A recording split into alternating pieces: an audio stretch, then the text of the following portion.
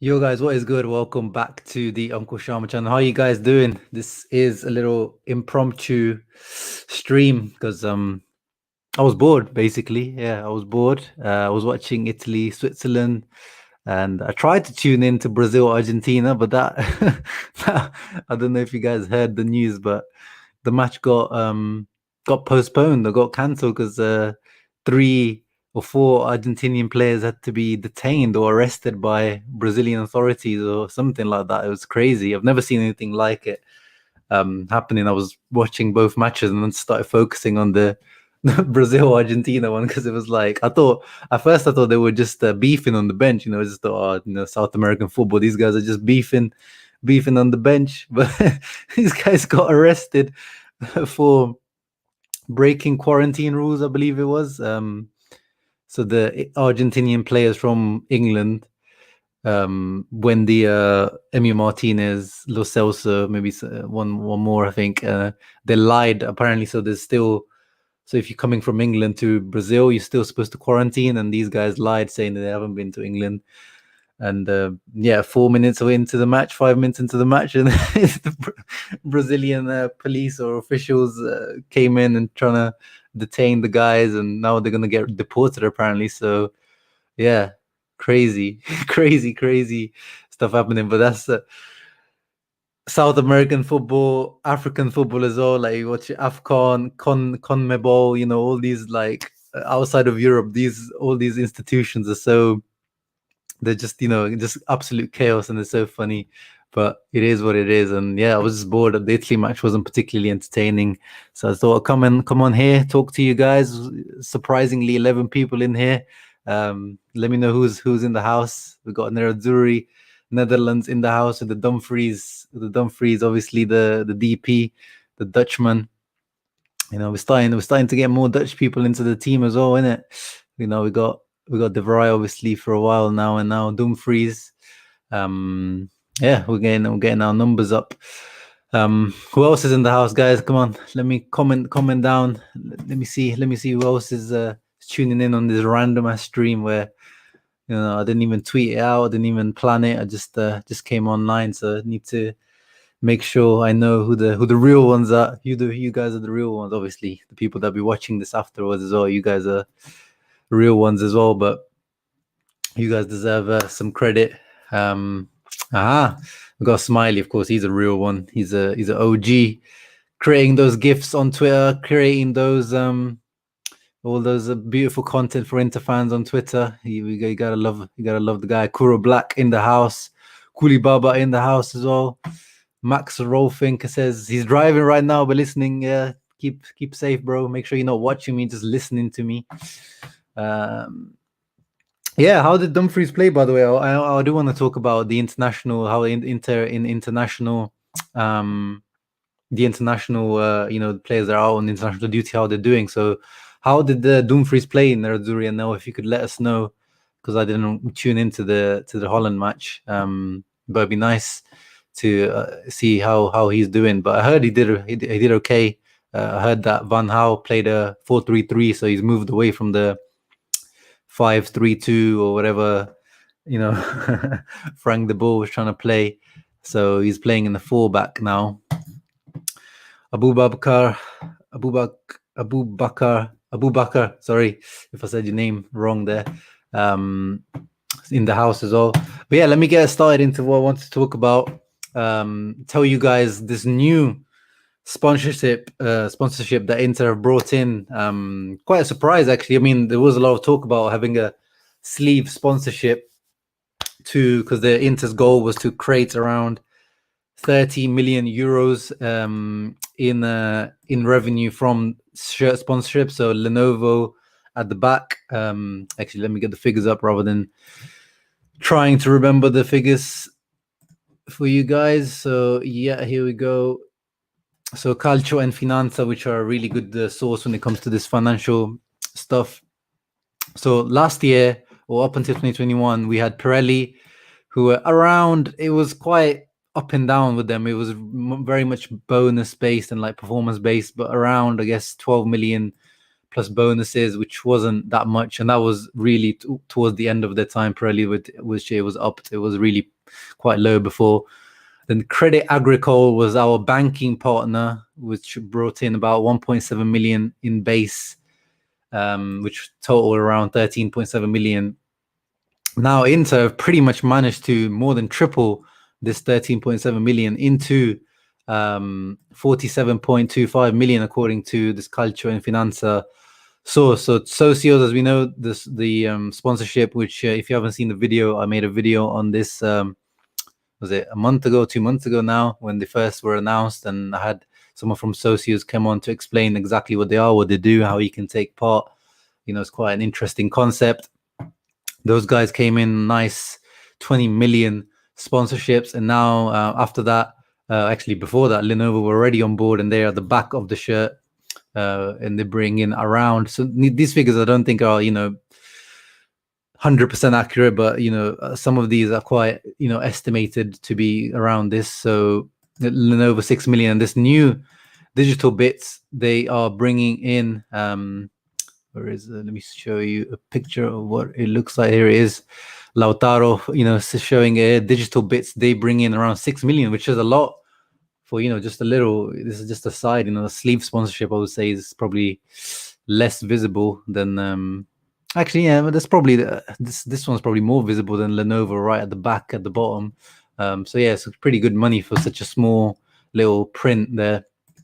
But it's not just there. So the partnership with DigitalBits, which I believe are the owning company of them, is called Zytara. I think DigitalBits is a part of Zytara.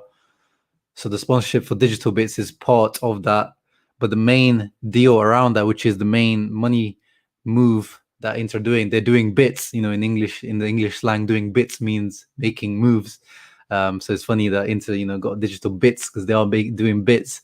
Zytara bringing in 15.25 per season million for this new banking partnership that they're doing, and it explains on the official Inter website what exactly it is. Dzeko's sporting it here, the Rai sporting it here, Correa on the away one looking wavy, and here's the CEO, I believe, of DigitalBits with Antonello.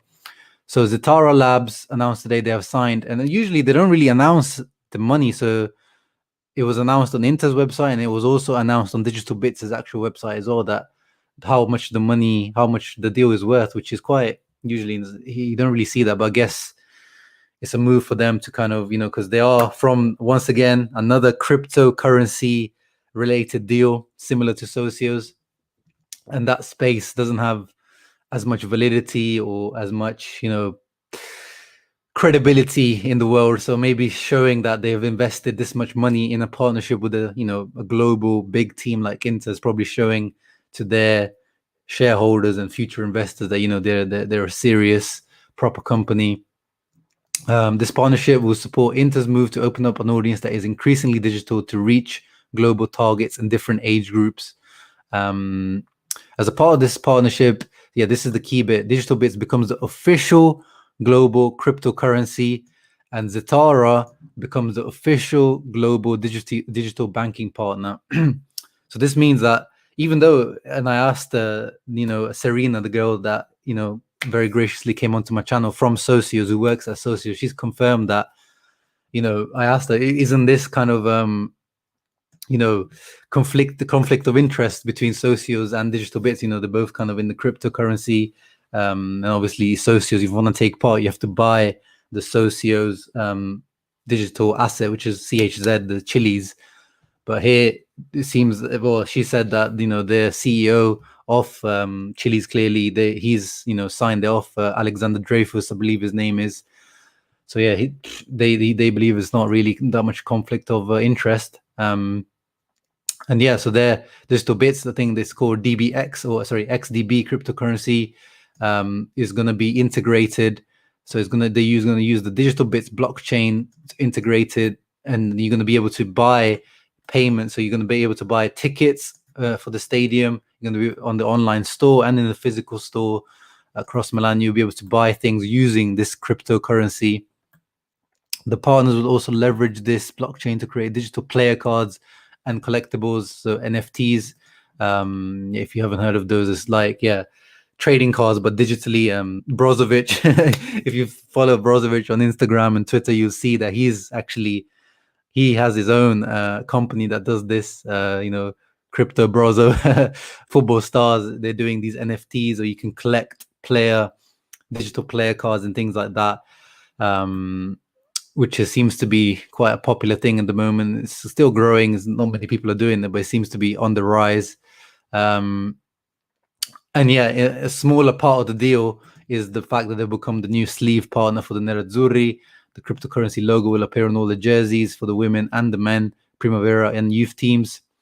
And Antonello, we praise for the football side, we always praise Marotta, Ausilio, those guys. But on this deal, which is a great, fantastic deal, $100 million over a 4-year period secured by Inter is really, really good in this pandemic period, in this situation, in Inter's financial situation at the moment. So Alessandro Antonello, the guy who was pictured, if you don't know what he looks like, he was in that picture which I brought up earlier here, is this guy here.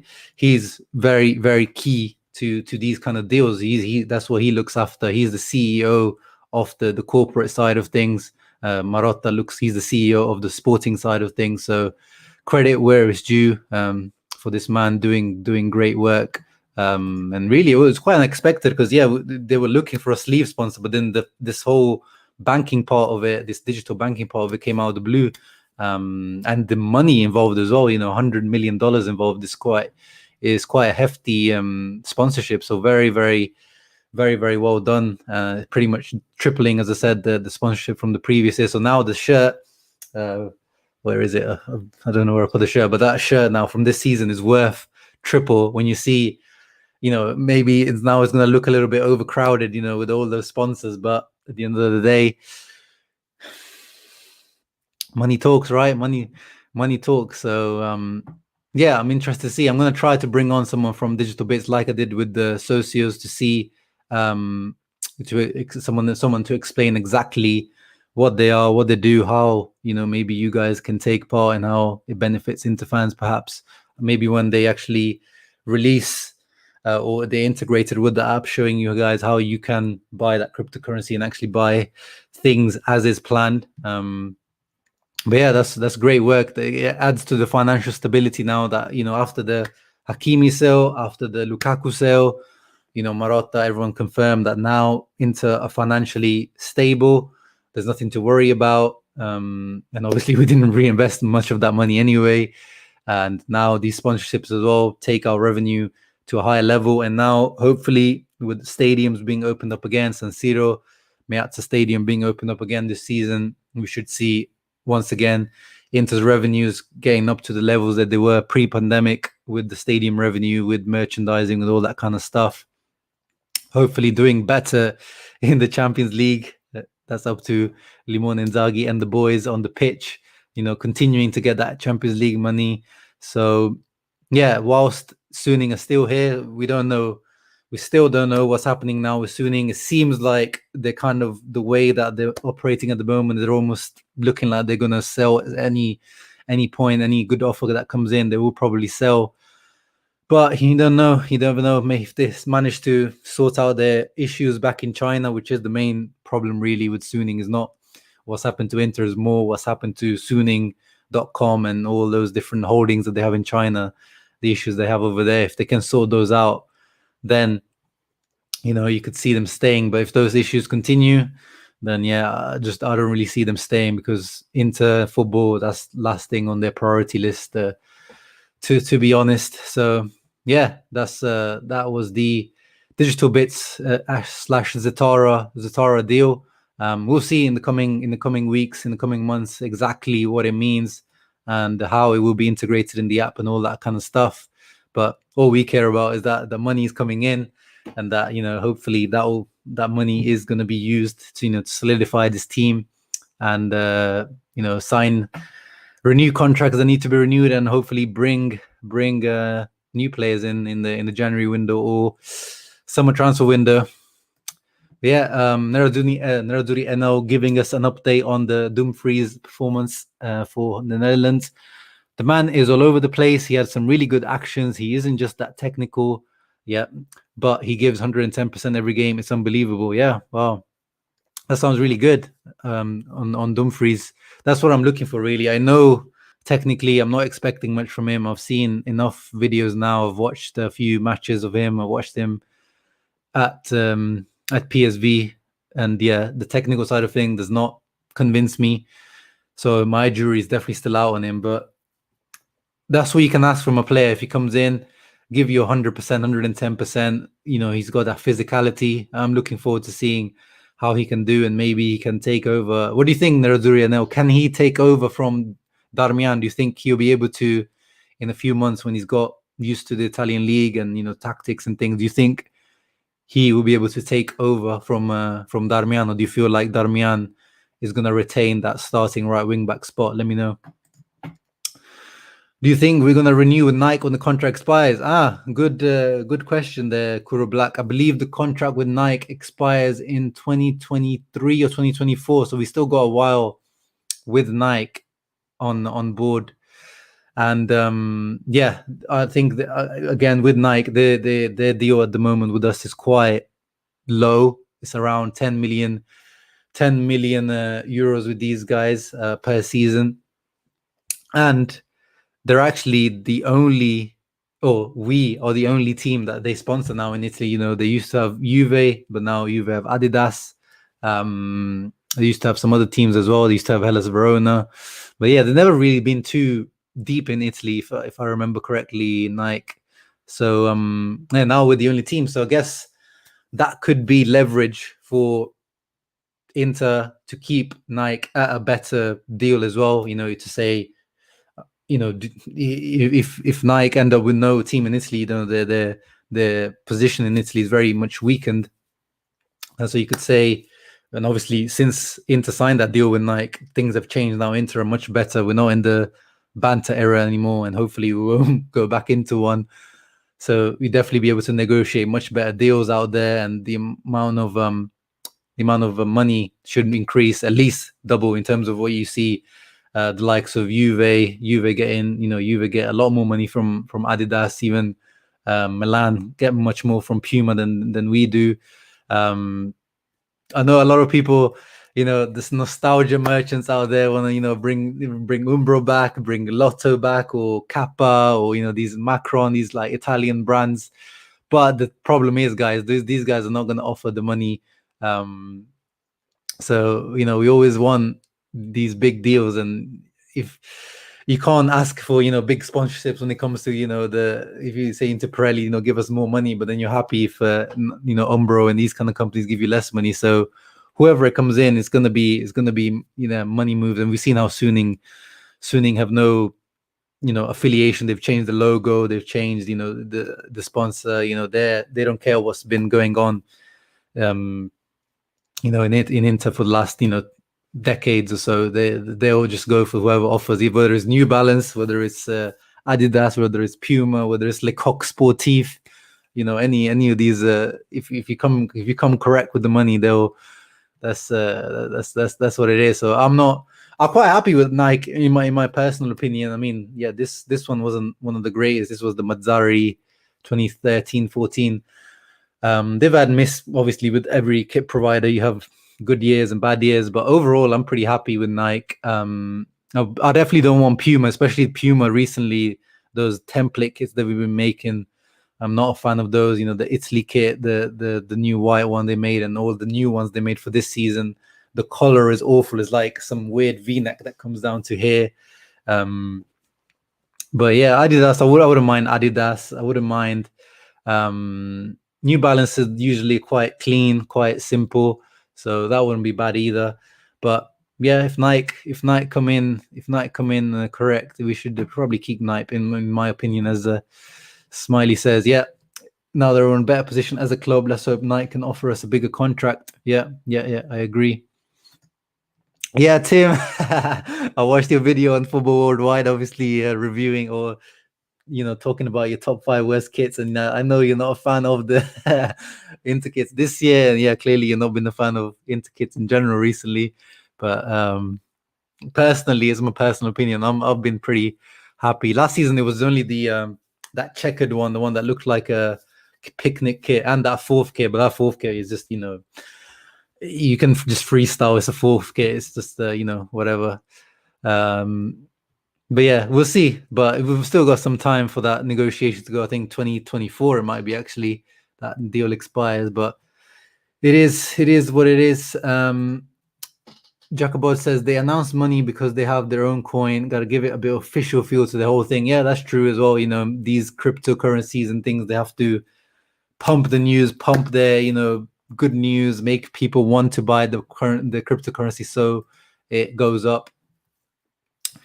These sponsorships don't make sense. Aren't they both cryptocurrency? Yeah, that's what I was just talking about in terms of, I asked the girl from Socio, Serena, to explain that for me, and she said the CEO is completely fine with it. So I think with cryptocurrency at the moment is kind of like any promotion, any like kind of marketing is positive marketing, because people are still not convinced by this. People are still, not really sure what this whole thing is. So even if it is a competition, as long as it's getting more people to buy into crypto, getting more people to get more into crypto in general, I think it works both ways. So because if you start getting into the socios, part of it, and you're like, oh, I'll check out DigitalBits. Or if you're in DigitalBits, you're like, yeah, now that I have some knowledge, I'm gonna check out socios. So I think it's just about increasing the knowledge of people in the crypto world. But yeah, I thought the same as well. I thought it'd be like competition, but yeah, I guess there's such an early stage industry. We have to think about it. So literally, like, it's still in its infancy, cryptocurrency. We have no idea where this is going to go. It could be massive, or it could be complete fraud. We don't know where it goes. So I guess for them, it's just any type of promotion is positive promotion. Tim says, I think Dumfries will be better than Darmian, but Darmian is still a great rotation player for multiple positions. Yeah, I mean, I think for sure Inter brought him in. I don't think Inter's plans, Darmian is their starting right wing back. I'm sure the plan is for Dumfries to take over. And I hope he does, as I keep saying, I'm not convinced by him, but I'm very happy if he does, could turn out to be a great player. Hope that Darmian and Dumfries share the position. I wouldn't mind starting Dumfries if he gets good enough, and then have Darmian coming in as a 70th minute sub. Yeah. I mean, you saw like how last year kind of Conte managed it. It was like that. It was pretty regular rotation at some points, and then that substitution at the 65th, 70th minute or 75th minute, it was done. It was like Perisic for Young, or Young for Perisic, and on the other side Hakimi for Darmian or whatever. Like, it was pretty much programmed in. But I think you have to be more careful this season with substitute. I think you'll have to rotate more and have more 90 minutes given, so the other guy can actually have you can give full 90 minutes, because we're going to try to go further, I think, in the Champions League and things, and we have less. I think Darmian's going to have to play a few positions. Dumfries is still getting integrated, so we'll see how things develop in terms of that. I think he's ready. He wants to play, and his condition is very good, but he needs to adapt to Serie A. He's going to be starter this season 100%. Nice. I like the positivity there. He definitely is going to need some time to adapt. When he starts, guys, let's not get on his back straight away. I'm going to make fun of his touch and things like that, just because it is what it is. But we're not going to criticize him too heavily if he turns out to be a flop at the beginning or the first few matches. He doesn't do great, or he doesn't look great. Let's give him some time. Let's not forget Hakimi had a couple of shaky moments at the beginning as well. But yeah, I can envisage him and DiMarco becoming the starting wing backs by the end of the season, to be honest. Nike has been selectively sponsoring teams and players and not throwing money at everyone. Saw a documentary about that. Yeah, now that you mention it, it's probably true, because especially when you think about it from a few years ago, like 10, 15 years ago, when Nike was super heavy in football, it was just like it was majority Nike and Adidas. But now, yeah, I can see what you mean in terms of they're much more selective, and Yeah, especially in Italy, you see they're very selective. So I'll check that documentary out. Let me know where can I find that documentary, if you don't mind sharing the channel or just share the channel name, and I'm sure I'll be able to find it. It'd be interesting to find out what their strategy is. So Darmian is doing really good right now, and I think he has to wait a little bit. Yeah, exactly. Darmian, as long as someone's performing in that position, there's no reason to change over. So yeah. Italy are 20 minutes away from getting the all-time unbeaten record. Yeah, man. That's the reason I tuned in earlier, but it was a little bit boring, the match. But man, the Azzurri, they you would never imagine that when Mancini took over that they would have beat that Spain team's record. 36 games is ridiculous. Especially when you look at Italy's team on paper. I mean, compared to that Spain team, it's not as good as that Spain team. And yeah, it's just what Mancini has done with his team is just absolutely amazing. And I hope they continue getting this and they continue growing this unbeaten record if they get it today. What are your thoughts on Dumfries possibly starting against Madrid? Personally, I think it's a big risk. I think he should start against Sampdoria instead. Yeah, I saw that. I think it was Gazzetta or Corriere dello Sport who put out those lineups where there's going to be a bit of rotation. But they don't know, man. They're just like putting it out there that Inzaghi's going to rotate. But yeah, I would prefer that. I would rather start Darmian in the Champions League rather than give Dumfries at least 50-60 minutes so he gets a feel for the Serie A, finally starting in Serie A.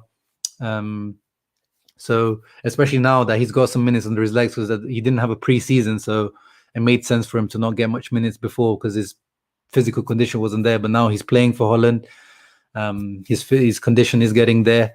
So yeah, I would rather see Dumfries against Sampdoria. If it doesn't go well, 50-60 minutes, still bring in Darmian and then start Darmian against the Real Madrid, because yeah, you need that. I want a strong team against the Real Madrid. I don't want a rotated experimental team against Real Madrid. We need to get that first win in, or at least a draw against Real Madrid, man. No, you can't start the Champions League campaign with a loss. We've seen how bad of an effect it has when you start off on the wrong foot. It's just you need to start on the right foot.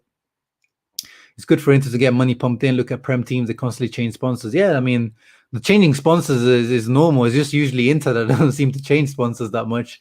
Yeah, I mean, you've seen how many times, Juve changed from Nike to Adidas, and Milan changed from Adidas to Puma. So it's a normal thing. It's just Inter seem to be pretty loyal to their sponsors. This national break is at the wrong time. Champions League starts in man. I mean, the fact that that thing kicked off in the Brazil-Argentina game explains everything. I mean, should these games even be happening, really? Or you should have some sort of rules about not being able to call up guys from Europe. Just if you have a South American team, like Argentina should only be able to call up players that are playing in Argentina for this period right now. If the games are going to keep happening. It just doesn't make sense, especially with these red list countries and amber list, all these different things, quarantines.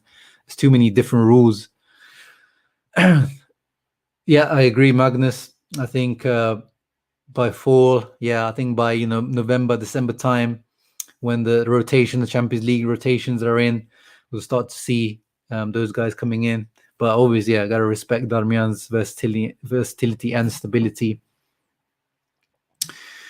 We have one test against Sampdoria, then we face Madrid, and the fact that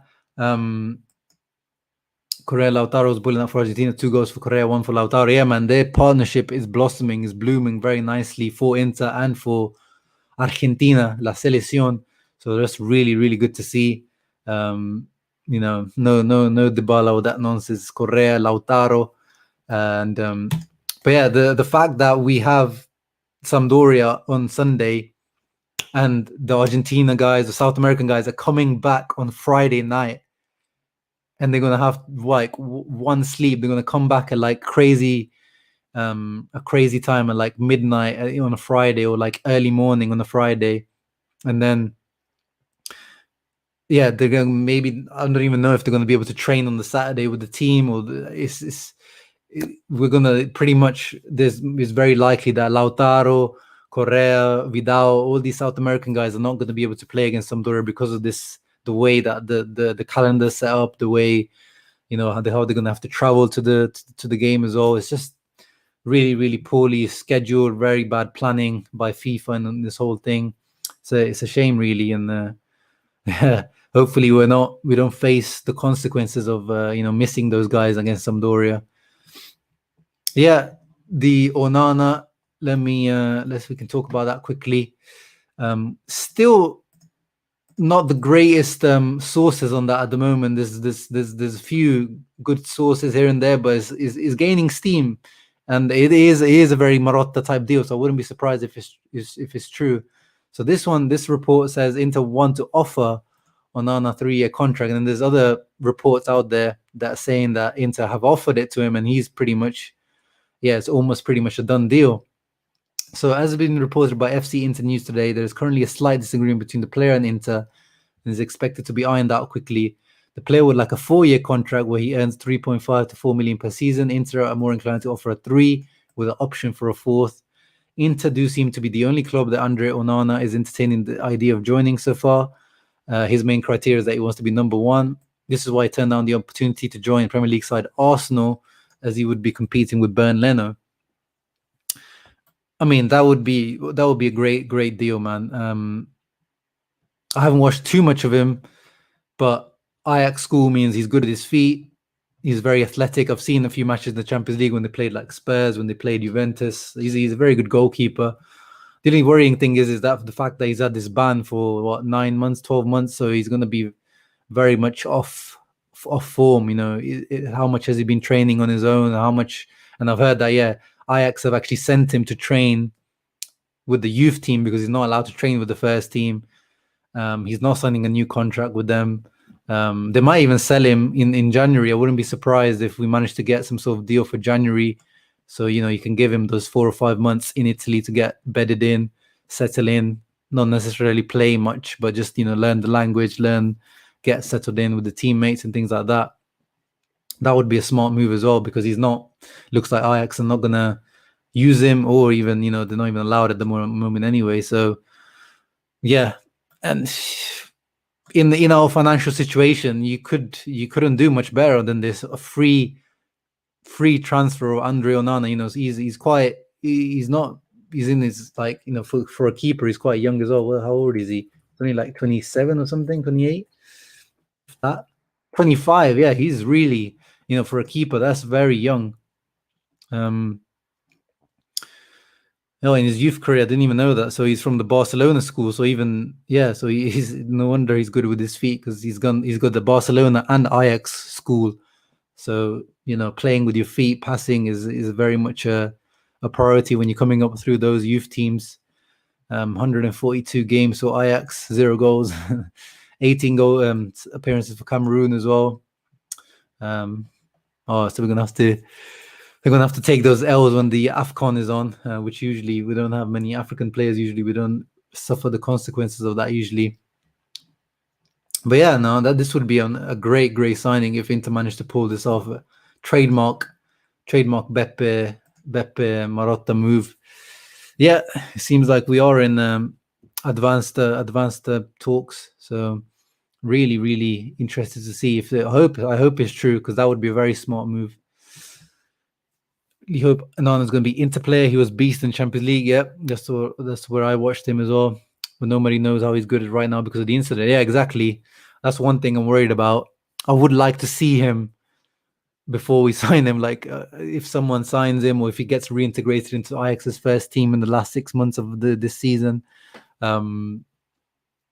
because you can't undervalue that for a goalkeeper. You have to be playing. Like this is what happens to Radu, who was playing for Genoa here and there, and then now this past season he's pretty much played no football. And then when he started against Roma or someone, that was his first start for like over 12 months. Like it's for keepers, they need to be playing on a consistent basis, because otherwise they really lose their touch and their feel for the game. While we're offering players 3-year contract for players in mid-20s, that can too. Yeah, I mean, I guess because with free agents, usually you have to offer, higher wages than you usually would, and yeah, I think it's more like you don't want to tie them down to two. Hakan was kind of an emergency signing with the whole Ericsson situation. Um, I'm not really sure, and then because they are a free transfer, usually with free transfer guys, they're just kind of like open to situations. So maybe they're not. Also, they maybe don't want to sign long-term deals as well, because they probably after 3 years they could look for the next big contract. So yeah, I'm not really sure, but I can see why, especially with Onana. You don't want to a guy that hasn't played football for like a year or something. You don't want to take gamble, give him a 5-6 year contract with big wages, because when you sign a player for those years, you're on the books. You have to, it's on the books, to be on that many years. So you put down the cost. So the 3.5. So let's say you were paying Onana 4 million for 3 years. That's 12 million net. But then if you're saying you're paying him for 4 years, 5 years, that the cost, the future forecast for that, the cost for that player increases. So that's that reason as well. And then you can just give him, if he performs well, you can just renew his contract, and if things go well. So there's a few reasons for that. Ahmad, what's up, bro? I feel pretty confident going into the Madrid game. They're weaker than last season, and we're better than early 2020-21 season at least. Yeah, we're definitely better than we were at the beginning of last season when Antonio Conte was experimenting, trying to be all this revolutionary attacking coach and all this kind of stuff. I don't know about Madrid being worse than last season on paper, yes, because they've lost Ramos, Varane. But if you remember last season, Real Madrid were going through a really bad period of injuries when we played them. I think they had a few players out a couple of times. Like they were going. I remember a lot of Real Madrid fans were begging for Pintus to come back, the physical trainer. Now he is back with them, with Ancelotti. And yeah, they seem to have started okay starting in their La Liga as well. So I'm not sure. On paper, they do look weaker. I agree, but I'm not sure if they're that much weaker. Bale's like being reintegrated into their team, and he scored a hat trick today, I believe, for Wales. And he's, if Ancelotti can get him firing, it's like a new signing for them. And Hazard, injury-free Hazard as well, if he can get going. As I heard he scored as well today. So on paper, yes, they're weaker, but we're stronger. So yeah, I am more confident going into the Real Madrid game. I was confident last year as well, but yeah, we should have beat them, especially the first round, man. The first game, we should have beat those guys. But we had Perisic playing up front with Lautaro, so we couldn't expect too much. Yeah, but Emi Martinez now, unfortunately, he went to Aston Villa. That Premier League money, so if you want to buy him, is going to cost you at least 30-40 million. Aston Villa, quite a rich club. And they bought him for 20 million something. So yeah, I don't see that happening. And he's the number one for Argentina as well. Musso is the number two to Martinez. But yeah, he's turned out to be a really good goalkeeper over the last season. So Lord Figo in the house said Rose is beautiful. Yeah, I'm sure if you say so. Shouts out to you, Lord Figo. Onana should terminate his contract. I seems done with him playing with kids. Honda is done. Yeah. But obviously, like if you could terminate your contract, you have to pay something to Ajax. So he's probably not going to do that. And they have to play him with the kids at the moment because he still has the ban, I believe. So he's still not allowed to play with the first team. So let's see when the ban actually ends what they do with him. Yeah, and exactly with Real Madrid, those guys are like Thanos in the Champions League. Even last season, I didn't expect them to go that far. I thought Real Madrid last year were really quite poor. I thought even Atalanta could have beat them, but yeah, in the Champions League, they just seem to have something different there. It's just in their DNA. It's one of those things you can't really explain. Yeah, exactly. It would be nice if we can get him early, train with the team. Excuse me. The transfer window has ended, guys. I just wanted to talk quickly that Marotta and Ozilio, they can't go on holiday yet because they got some work to do in terms of contract renewal. So we obviously talk about the new sponsorship deals coming in, which hopefully should give us a better position now financially to deal with these things. So there's 4 contract issues to deal with at the moment for Auxilio and Marotta. First of all, with Lautaro Martinez, but that one seems to be pretty much done now. It's not been official yet, but the agent pretty much said that it's been done, so it'll be done in the next coming weeks when he's back from international duty.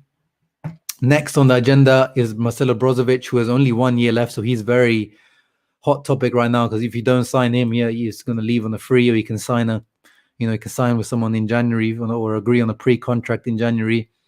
And also Nicolo Barella as well.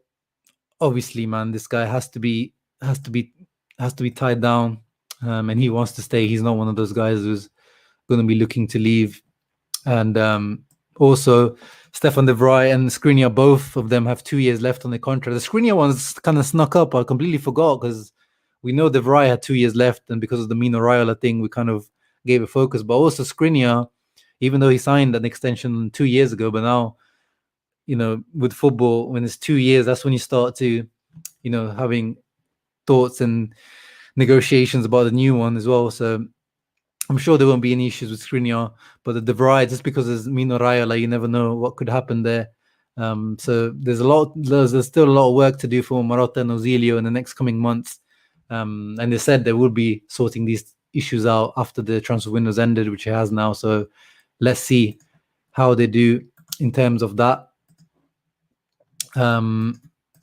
And one more thing that I wanted to cover before going, Alexis Sanchez could return to the Inter squad in time for Real Madrid. A few weeks ago, they were talking about possibly some Sampdoria match, but it looks like he's not going to make it for that, because he only started training with the football like yesterday or 2 days before, where he posted a picture on his Instagram saying back together with the football, which was nice to see. No brace on his calf that he had before. So he won't be fit enough for the trip to Sampdoria. Could be in contention to feature against Real Madrid, but again, it'll probably be, if he does come on, it'll be just some substitute minutes. But even then, I doubt we'll see him unless it's really emergency. That match will take place on 15th of December, but given Simone Inzaghi is expected to rest Lautaro Martinez and Correa for the Sampdoria match in order to keep them fresh for Real Madrid, he will probably not have a chance of starting the game. Yeah, of course. He's going to have 2 or 3 substitute appearances, I think, first, Sanchez, to start, getting back into the groove of things. He has been out for, a couple of months with that injury, so it will take him some time.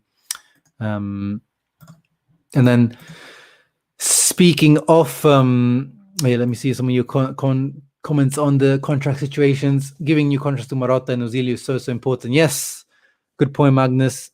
Themselves, they need to sign new contracts. It was pretty much agreed after Inter won the Scudetto that the whole directors were, all of them, going to sign new contracts. Antonello, Bacin, Auxilio, and Marotta, all of them were getting 2-year extensions, but it didn't happen until now. Apparently, it's only a verbal agreement, but it hasn't really actually happened, physically. So let's hope that actually happens, especially Marotta. Marotta is the one that you just need to ensure stays. The other guys, you can take an L and you find other replacements, but with Marotta, you got to keep that guy for sure. And yeah, let's hope de Vrij signs a contract as well. Is Inter's backbone, that back line for sure. They have to bring up the captaincy with Skriniar during the contract talks, man. No one deserves it more. Yeah, I agree, Ahmad. I am on the Skriniar Capitano train. I know a lot of people are on the Barella train. Some people even on the de Vrij. Some people weirdly, and I used to laugh at this even when he was here, Lukaku, because I just never knew. I always thought that he was gone after Conte was gone. But yeah, captaincy-wise for me, what he did in terms of leaving his agent to sign that contract with Inter a couple of years back, Skriniar, even last year when the Spurs talks are going on, that he just wanted to stay. Like he's shown it with actions how much Inter means to him. He's a vocal guy on the pitch, which, people always seem to really, when they're talking about captains, he has to be passionate, he has to be shouting and things, which is why a lot of people don't go for de Vrij, because he's a little bit more quiet and things like that. But for me, those kind of things don't really matter. The dressing room decides these kind of things, and it seems under Antonio Conte, the vice captain, it looks like it was Brozovic, which is funny because none of us would say Brozovic, because his body language and how he is in general. But when the coach and the players themselves seem to decide that that's the vice captain, and because he has been at the club, for a really long time as well, Brozovic, it seemed to be Brozovic the vice captain. But for me personally, I would give it to Skriniar ahead of Barella. Barella, I think he's in line. If he's going to stay at Inter, he's going to be captain at some point. Barella, he's made for it. But he's 23, 24 years old still. He's still got these kind of bits of indiscipline. He gets a lot of yellow cards, things like that. But Skriniar's been here longer. He's older. I think Skriniar is the one who deserves the captain's armband for me, in my opinion. But if you give it to Barella, I'm not going to be mad for sure. Brozovic is most senior after Handanovic and Danilo. He is. He's been here for a lot longer than you think. He's been here he's in the mid-band era times. Brozovic. It's crazy actually how long Brozovic has been here. He's seen a lot. If D'Ambrosio was a regular starter, I think he would be a front runner as well. But he's now been relegated to rotational player. Full-time Switzerland nil, Italy nil. So Italy officially beating the record of Spain, 36 unbeaten matches. Thank you, Juha, for the update there. Fantastic, amazing work by Mancini and the boys, man. I could have never imagined that he would have done this when he came in. It's just been an amazing job that he's done of turning the fortunes of this team around. Immobile is the national team definition of Paracarro. Yeah, man. The first half I tuned in, it was like Italy pass it around, goes to Immobile lose the ball, rinse, repeat. As soon as it goes to Immobile, it's about a 70-80% chance that Italy going to lose the ball. It's crazy. There's so much difference between Immobile for Lazio and the national team, and now he's playing not the same system, but the same formation and similar system, 4-3-3, and he looks really good for Lazio, and it's just always just stinks out the pitch for Italy. It's crazy. It's so funny, so crazy. And the last thing I wanted to talk about, the Inter guys on international duty. Mancini magic with the voodoo. Oh yeah, the Berardi 1v1 miss was quite bad. But let's not forget Berardi hasn't played football last few weeks. Because he was out of the Sassuolo squad because he wanted to move, and he didn't play for Sassuolo, so I can let him off for rustiness. Oh, Jorginho missed a penalty. Wow, that's a rare moment. Usually that little hop step is 95% accuracy. You think Handanovic will stay one more year as the backup to Onana? I don't know. He was supposed to. There was rumors of him signing an extension, but it didn't happen. I wouldn't be against that. I wouldn't be against him staying on as a backup, but really as a backup. No, he can fight out for the first spot. It could be 50-50. No, if he stays on one more year, it has to be. He's the Padelli. He's the Radu of the situation, that he comes in here and there, Coppa Italia, or if the other guy really stinks it out. But and he would have to reduce his wages considerably as well if he does that, because obviously right now he's earning starter wages. But then I wouldn't be against that, but I haven't heard of any talk of that recently. So I think it might be just time to move on from Handanovic as well. Chiesa looks to be a real threat, though he would be the new Candreva. Boy, I was wrong. I think, with Candreva, with Chiesa, you could see those tendencies of the Candreva tendencies of, looking down when he plays and just running into, traffic and things like that, bad decision-making. But it was, at Fiorentina, it was very bad, teammates that he had with him, bad coaching. No, the guy's a real deal. I thought he was overpriced as well. I had my doubts in terms of what Juve paid for him was 50 million. I was like, yeah, that's a little bit overpriced. But no, that guy's he was worth that money. My thoughts on the Kostic situation. I really want him in Inter. Yeah, bro, Kostic. I've wanted this guy Inter for 3 years. Since that guy converted to left wing back, he's perfect. As soon as Conte came in, this guy, especially when Conte was here, he's the perfect prototype of a Conte player. Athletic, quick, strong, great left foot, can take set pieces, can score goals, assist, crosses. Like he's the complete package. So yeah, it would have been annoying for me to see him go to Lazio as well for the rumor they were talking about, not particularly high fee as well, like 14, 15 million. So for me, we should go for Kostic. He should be the post Perisic for me. It should be Kostic and Di Marco. I know he's getting older as well. I think he's like 28, 29 now. So by the time we may get to sign him, he might be 30 years old. But still, there's not that many great options out there. Gosens is going to cost you an arm and a leg, even though he has an expiring contract as well, Gosens. So that's worth keeping an eye on that situation as well. But he's been my choice for left wing back for a long time. Despite everything, Samir has to leave the club with respect. Oh, of course, man. There's no slander. I mean, the he's been here through the darkest times, and he deserves to be the captain that won the Scudetto. But yeah, we're not kicking him out. It's just if his contract is expiring, like Ashley Young just left this past season, we didn't kick him out.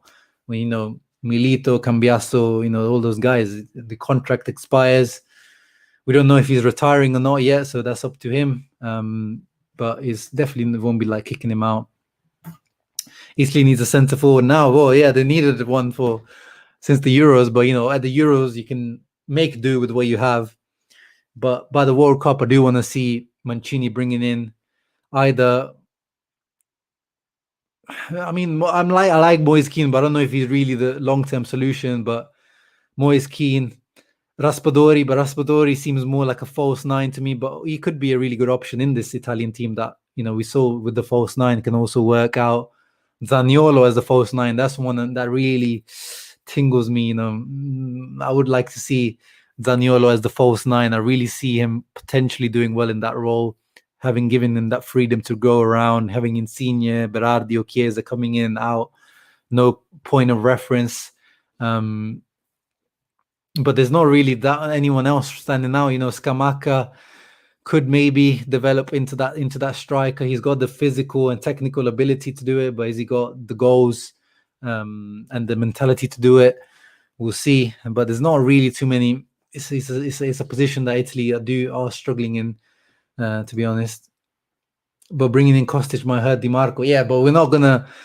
You're not gonna think about. You have to think when Inter. You have to think about every position. You think about two players, and Di Marco hasn't shown to us yet that he's the out and out left wing back position. For me, my prediction is that he will take over from Perisic this season. But if Kostic comes in, he's right now anyway, he's better than Di Marco. So we can't not bring a player in just because it might hurt Di Marco. And even if you are the backup in the position, we've seen you still get plenty of game time, and especially in the wing back position. Even Ashley Young last year, who got relegated to backup, he ended up getting still loads of minutes. So in the wing backs, rotation is fine. Is in the other positions where if you're a backup, especially if you're a centre back in this team, you really are a rotational player. But in the wing back position, you get a lot of minutes regardless. So it's in the Kessie situation. Yeah, we've talked about it a few times on the channel. It's definitely one to keep an eye on, for sure. I mean, I'm sure Beppe has one of his sneaky eyes on the situation, and he is one of my favorite players in Serie A. Really, I've always been a fan of Kessie, even when he was stinking out for Milan. I always seen the potential with him. And last season he really showed it. For me, he was one of the best. He was top 3 centre mids in Serie A last season. But the money he's asking for, we won't be able to afford him either. That's the problem. If he's asking for, the reports are he's asking for 7.5, 8 million. That's he'll be instantly the highest paid player in our team. And then what do we do with Barella, who was earning like half of that? Brozovic, even with the new contract, they'll be earning less than that. The reports and numbers are less than what Kessie is asking for. So potentially could come in, but you'd mess up the whole system. And I don't think he's that good enough that you mess up your money situation, like your wage budget for Frank Kessie. And I agree with Maldini as well. Like, if they have the strict wage budget, you can't. It's not even his fault. Like, you just can't go over that, and you can't break the budget as well. So I just see Kessie going to a Premier League team or PSG. Those are the only teams with money. But it's definitely worth keeping an eye on that situation. as we did with Hakan. And we do owe a few revenge moves to Milan for over the years. Yeah, exactly, Freddie. You gotta respect Handanovic for the loyalty he showed to us. Yeah, I mean, Zaniolo, I've tweeted this to many people. Like, people were trying to force Zaniolo at the Euros. I was like, 2 ACO guys, you have to give this guy 1 year, not a few months. You give this guy 1 year, 1 full year to like get back into the system. Like, it's very hard for players to come back from 1 ACO injury, forget 2. So you have to really give Zaniolo a lot of time before he comes back to any sort of good level. But he looked already decent, for better than I expected actually for Roma. I remember Handa during the banter. Yeah, I felt sorry for him. Back then, he was like our best player for sure. Him and Icardi were our best players in that banter era. Then now, in our good era, he's looking like one of the weaker players, which is sure. Because he will end up at a team like Arsenal. Yeah, I wouldn't be surprised. Arsenal, but I'm sure he can do better than Arsenal. Because he could end up at like us. Man United, or even Chelsea, or one of the better teams, for sure. Yeah, we're doing these strong backups, but with our situation at the moment, it's like we've just decided to keep what we have for the moment. But do you go for youth? You go for good talents, then they cost you quite a bit up front, but they might be cheaper on wages, or do you go for the experienced one, will be higher wages? So it'll be interesting, but we definitely need to upgrade in the coming years on the backups. Yeah, we can't keep continuing with D'Ambrosio, Ranocchia, and especially Kolarov as backups. Yeah. I mean, their contracts will be ending. Vidal's contracts end this season, at the end of this season, and Alexis's the season after. So those guys will be naturally going soon. Super underrated how Inter's kept their wages in check. Well, I mean, that was, I don't know how about underrated. It's yeah, we'll see. Now is coming now. The changes are coming now. Brozovic is gonna go from 3.5 to like 5.5. Lautaro's gain like pretty much tripled. Barella, he's only around like 3.5. So yeah, they've done well until now, but that's because Inter were doing okay until now. But we actually have quite a high wage budget compared to we've got the second highest after Juventus. So it's not really that underrated. It's just those guys until now, like Brozovic, De Vrij, have managed to we managed to keep them on decent enough wages. But now we won the Scudetto. It's going to be hard, to convince these guys to remain on low wages, especially if, like Brozovic, he's going to be like looking at Kessie like, bro, I've been like, one of the best registas in the Serie A, and this guy's going to be earning like almost double my amount. So it does put Inter in difficult negotiation position when other guys out there like the Rabios and the Ramses are earning crazy money. But they have done well in terms of that. Dybala on a free next season, yes or no? Again, the guy is asking for like 12 million on Juventus. If he comes as a free agent, he's going to be asking for a lot of money.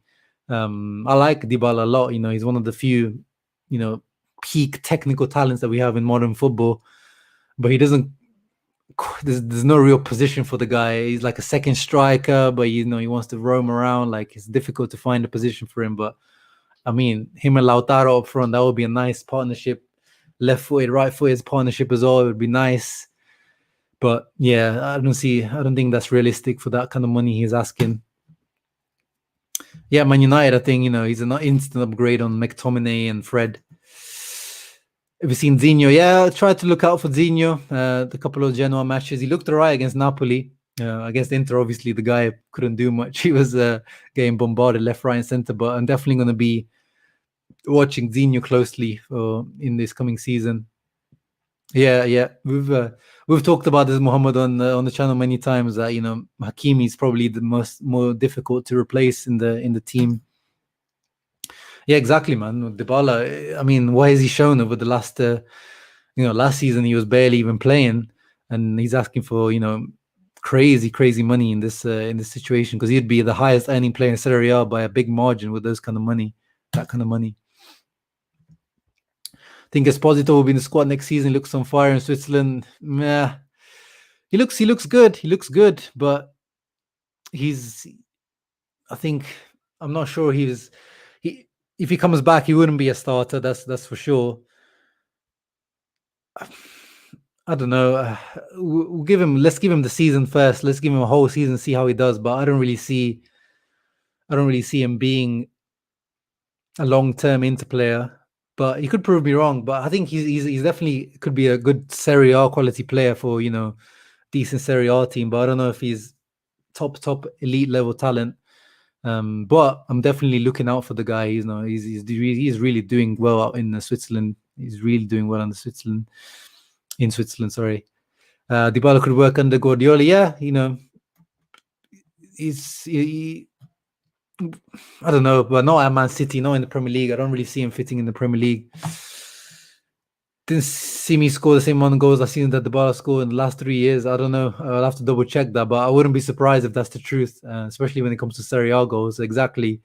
But with the thing with Dybala is, you don't have to look straight up at goals. That guy, he offers a lot more than just goals, straight up goals. Inter may get the Arthur guy from Basel instead. Sorry, I haven't heard of this Arthur guy from Basel. Only watch us focus on Esposito when I'm watching them. But yeah, guys, 1 hour stream, little impromptu one. Thank you for joining. Just the update on the DigitalBits, Zytara, the money coming in for Inter plays out in the international break and all that kind of stuff. Thank you for the people joined this impromptu stream. Hope you enjoyed. Make sure you guys leave a thumbs up before you leave the stream, guys. It helps with the algorithm and stuff. I didn't want to leave my channel too dead because of this international break. Is just killing off the vibes we had going, the positive stream we had going. But yeah, obviously Sampdoria preview will be coming up maybe Thursday, Friday. So we'll see when that comes, and Inter news whenever they pop up, any contract renewals and things like that. Thank you everyone that's joined in. Appreciate you all as always. Forza Inter, Forza Azzurri.